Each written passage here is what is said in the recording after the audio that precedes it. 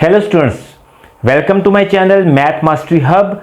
और हम आज सीखेंगे कि रेडिकल एक्सप्रेशंस को एक्सपोनेंशियल में और एक्सपोनेंशियल एक्सप्रेशंस को रेडिकल एक्सप्रेशन में किस तरह चेंज करते हैं। बहुत ही सिंपल मेथड से हम सीखेंगे और उसके बाद हम वीडियो में आपको चल के ये भी बताएंगे कि ये जो आज ट्रिक हम सीख रहे हैं, शॉर्ट क्वेश्चन सीख रहे हैं, ये आपकी एक्सरसाइज के कौन कौन से एक्सरसाइज के कौन कौन से लॉन्ग क्वेश्चंस में यूज होंगे।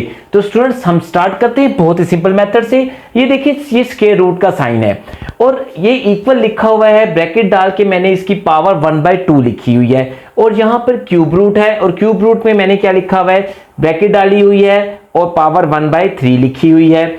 उसके बाद यहां पे फोर्थ रूट है और मैंने ब्रैकेट डाली हुई है और पावर 1/4 लिखी हुई है और यहां पे एक रूट रेडिकल साइन है और रेडिकल साइन के साथ यहां पे लिखा हुआ है p और यहां पे ब्रैकेट डाल के पावर 1/p लिखी हुई है। और अगर हम इन सारी के अंदर देखें ध्यान से तो एक चीज कॉमन है जो रेड कलर में है, 1/1/1/1/1। इसका मतलब ये है कि अगर हमने रेडिकल साइन को एक्सपोनेंशियल नोटेशन के अंदर जो है वो चेंज करना है तो रेडिकल एक्सप्रेशन को के अंदर सपोज करें यहां पे x लिखा हुआ है, आप ब्रैकेट लगाएं और x का x ही लिख दें। यहां पर जो कुछ भी है इंडेक्स, दैट्स कॉल्ड इंडेक्स, इसको इंडेक्स कहते हैं। यहां पर जो कुछ भी है आप 1/में लिख दें। ये देखें 3 है तो 1/में 3 आ गया, 4 इंडेक्स था तो 1/में 4 आ गया, अगर इंडेक्स p था तो 1/में p आ गया, वटएवर। यहां पर x है, यहां पर y होगा तो इधर y आ जाएगा। सपोज करें यहां पर pq है तो यहां पर pq आ जाएगा और यहां पर सपोज करें 15 है तो यहां पर 15 आ जाएगा। उसके बाद अगर एक्सपोनेंशियल नोटेशन को हमने वापस रेडिकल में लेके आना है तो उसके लिए भी ऐसे ही सिंपल है। शर्त क्या है कि आपकी एक्सपोनेंशियल में जो पावर है वो 1/, में होनी चाहिए।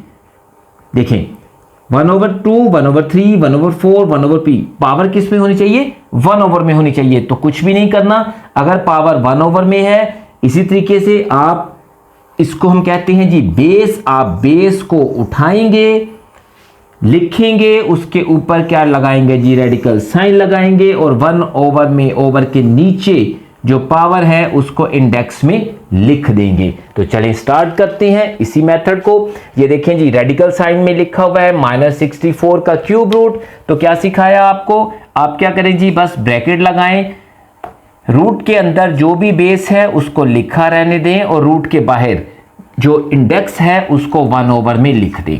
यहां पर देखें जी, ये एक्सपोनेंशियल फॉर्म में है तो हम क्या करेंगे, हम जो बेस है उसके ऊपर क्या लगाएंगे जी, रेडिकल साइन।